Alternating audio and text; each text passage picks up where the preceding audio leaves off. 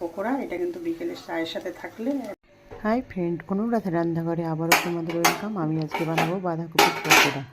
এর জন্য আমি কড়াইতে বাঁধাকপিগুলো একটা কড়াইতে দিয়ে দিয়েছি, তাতে একটু জল একটু নুন দিয়ে কপিটাকে আমি সেদ্ধ করে নেব। ঢেকে দিচ্ছি। একটু বাঁধাকপির পকোড়া বানানোর জন্য আমি বাঁধাকপিটাকে সেদ্ধ করে জলটা ঝরিয়ে ভালো করে চটকে বাঁধাকপিগুলোকে নিয়ে নিয়েছি। এখানে দিয়ে দেবো আমি গ্রেট করে রাখা একটু রসুন,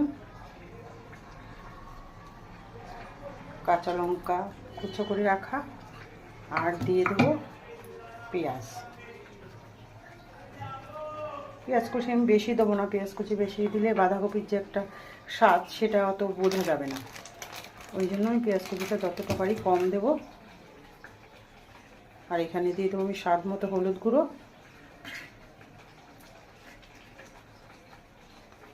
আর দিয়ে দেবো একটু নুন, স্বাদ মতো। নুনটা চেক করে আবার দিতে হবে।